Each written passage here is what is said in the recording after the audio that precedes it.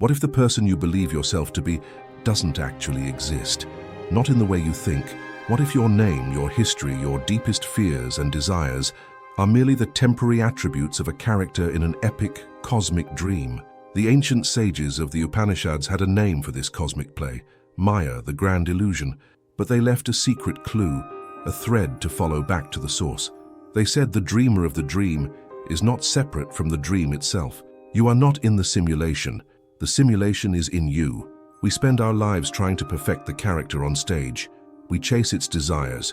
We flee its fears. We polish the mask. We decorate the prison cell, never asking who is the one observing it all from the shadows. What we are about to explore isn't just a forgotten philosophy. It's a map to awakening within that dream.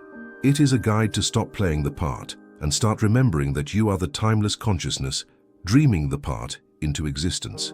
To understand this, we must first shatter our most fundamental assumption, that there is a world out there, separate from the world in here. We believe our consciousness is like a camera, passively recording a reality that exists independently of us. But what if it's not a camera? What if it's a projector? Imagine a single, infinite ocean of pure awareness. This is the bedrock of existence, the one substance that is truly real. Now imagine a wave rising from that ocean. The wave has a temporary shape, a unique journey, a beginning and an end. The wave might even believe it is separate from the ocean, fighting against the tide, fearing its eventual return to the whole.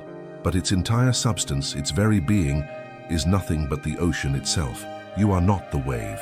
You are the ocean. The feeling of I am is the water.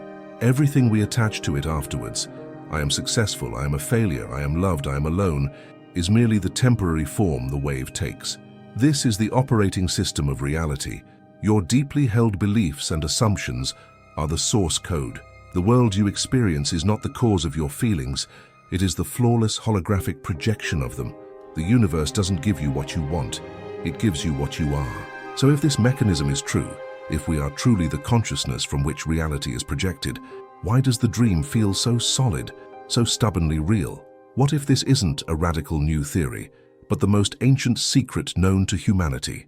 Think of it as the most advanced virtual reality system ever conceived, a system so seamless, so total, that you have forgotten you are wearing the headset. Your five senses are not passive windows to the world. They are the high-fidelity rendering engine of your consciousness.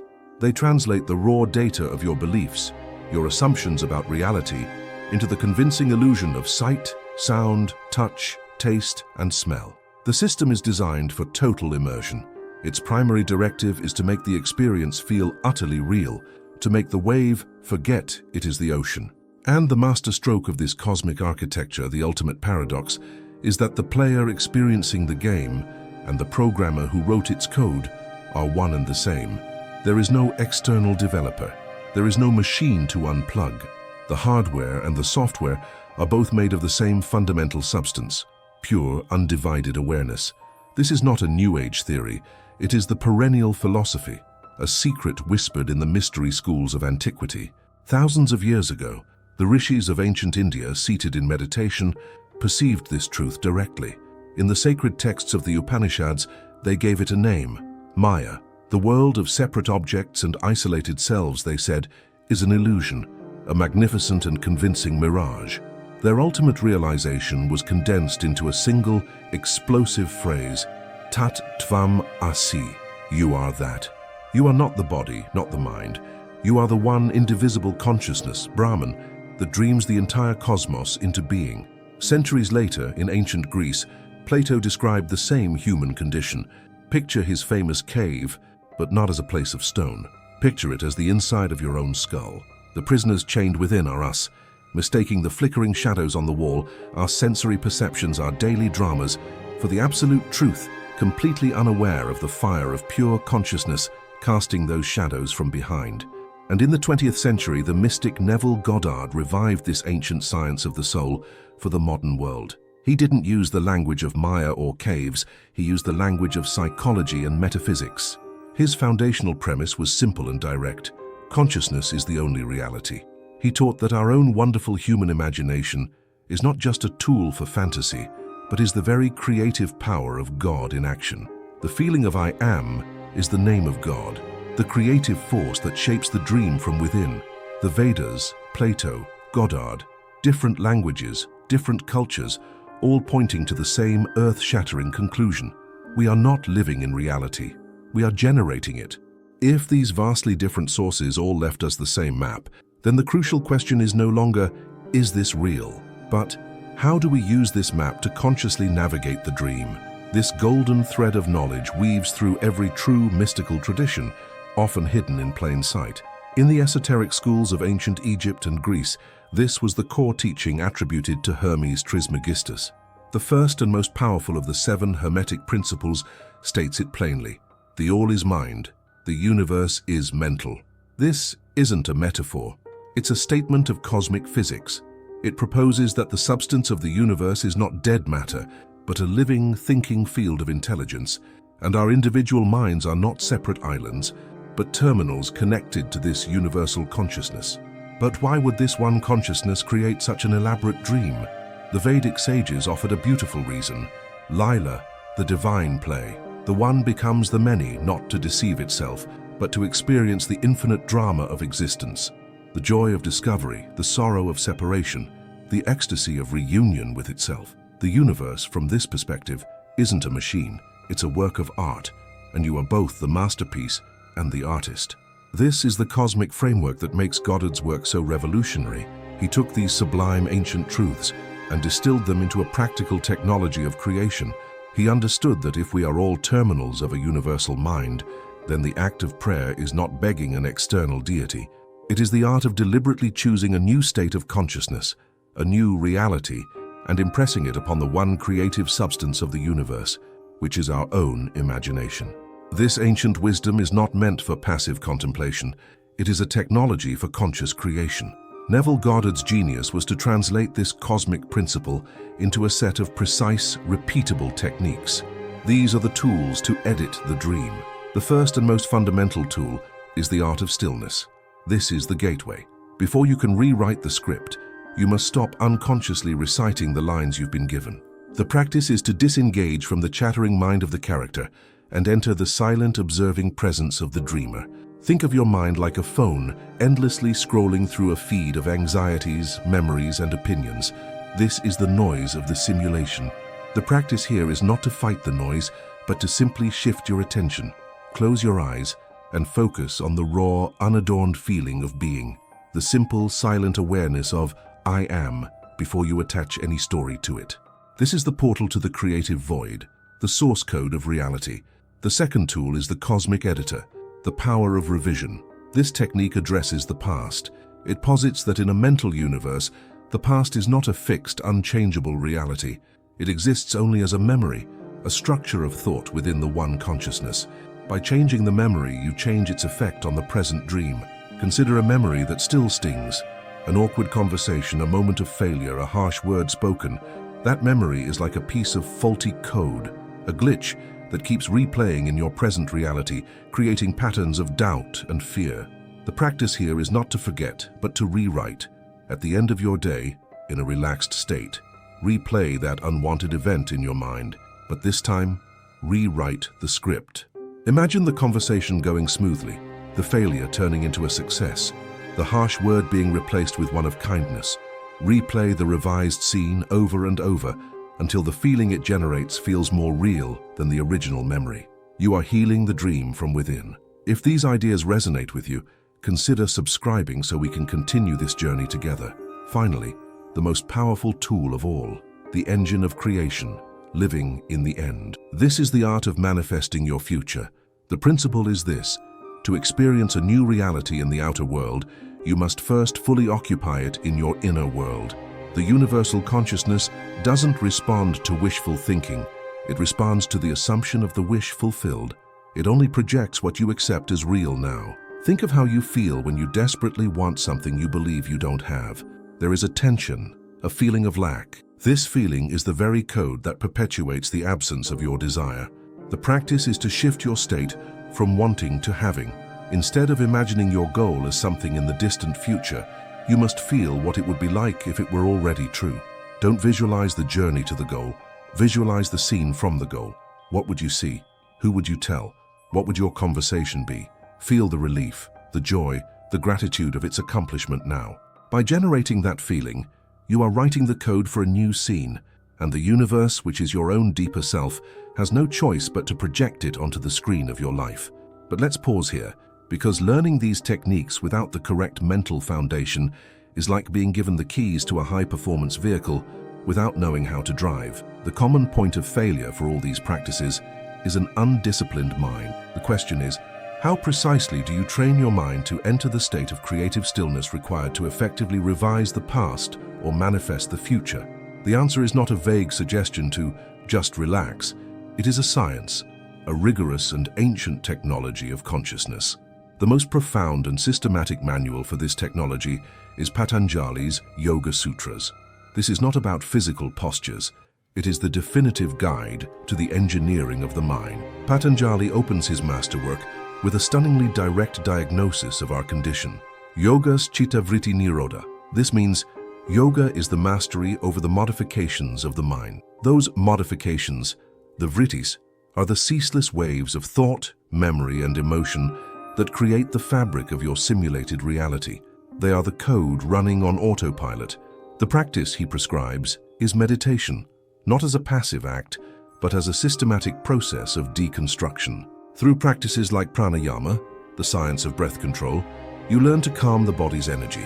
Through pratyahara, sense withdrawal, you learn to consciously unplug your awareness from the 5 senses that feed you the data of the simulation. This is the practical step-by-step method for quieting the noise of the character on stage, so you can finally hear the silence of the dreamer in the audience.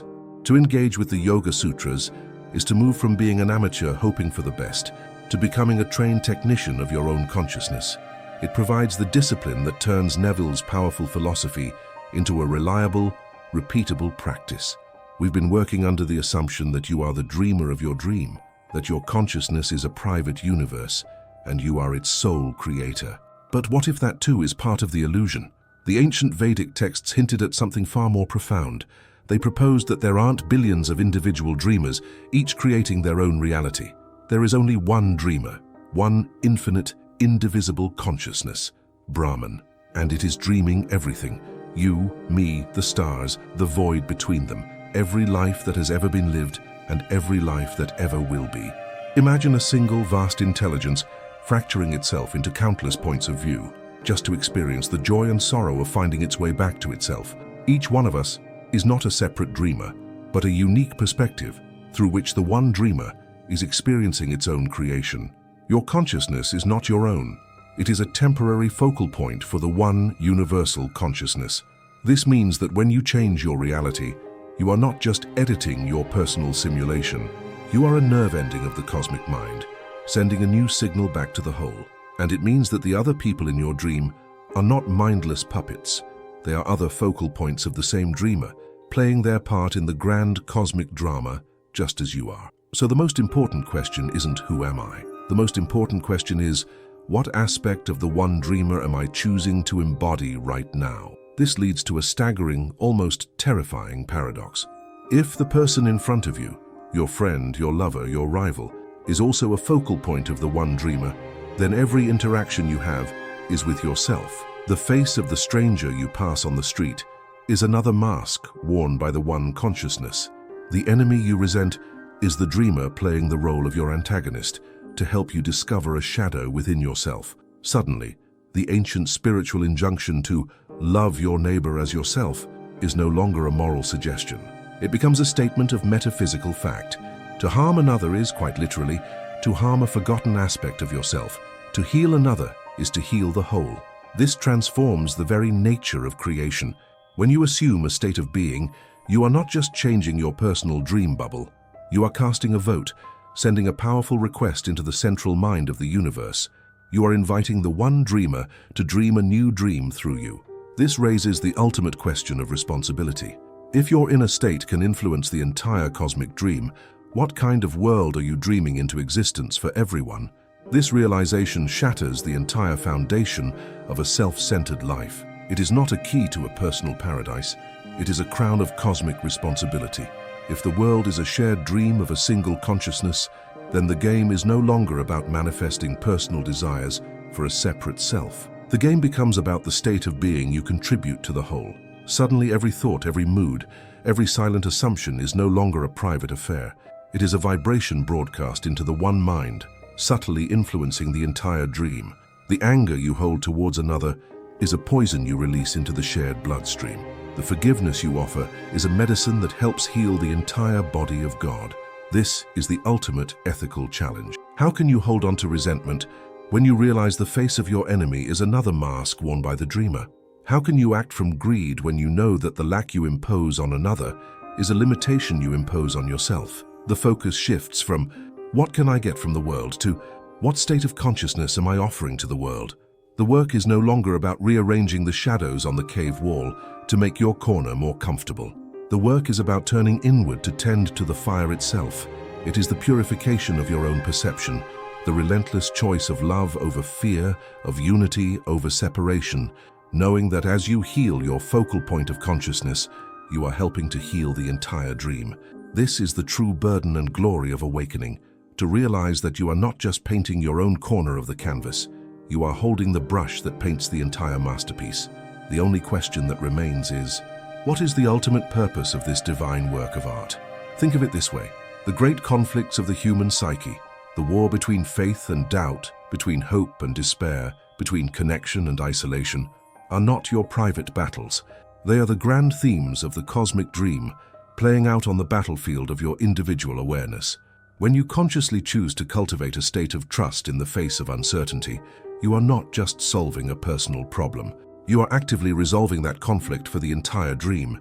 You are demonstrating a new possibility to the one dreamer. This reframes every moment of your life into an act of cosmic significance. The choice to remain calm in traffic, the decision to listen with empathy to a view you oppose, the act of creating beauty in a world that often feels chaotic. These are not small, insignificant gestures. They are powerful affirmations of order, harmony, and love, cast into the very source code of reality. You are, in effect, teaching the universe how to dream a better dream. This is why the ancient sages insisted on ethical precepts not as mere social rules, but as laws of cosmic physics. An act of cruelty is a dissonant note that disrupts the universal harmony. An act of compassion is a resonant chord that amplifies it. Your life becomes your sacred offering, your argument to the universe for what reality should be. So we stand at the threshold of the ultimate revelation. You are not a character trapped in a simulation. You are a focal point through which the one universal consciousness dreams its reality into existence. You have been given the map and the tools, not to escape the dream, but to become a conscious architect of it. But this knowledge presents us with a final, profound choice, the ultimate cosmic dilemma. What is the goal of this power? Is it to construct a perfect golden prison? To use these tools to manifest a life of comfort, security, and endless personal satisfaction, meticulously perfecting our corner of the dream? This is one path, or is there another? Perhaps the goal is not to perfect the dream, but to use the dream as a grand spiritual practice for the dreamer to awaken to itself. Perhaps every challenge overcome, every act of compassion, every moment of realized unity is not for the benefit of the character, but for the evolution of the one consciousness. The purpose, then, wouldn't be to build a better simulation, but to become so transparent, so loving, so awake, that the dreamer finally recognizes its own face in the mirror. This is the final hunt. The mystery is not what lies out there in the cosmos, but what lies dormant within your own awareness. Are you here to decorate the dreamscape, or are you here to awaken from it? The choice is yours, and it is the only choice that has ever mattered. And that's our hunt for now, a wild mix of ancient philosophy and tantalizing what-ifs, all based on bibliographical sources. What do you think is the ultimate purpose of this cosmic play? Liked this journey? Hit subscribe for more mysteries.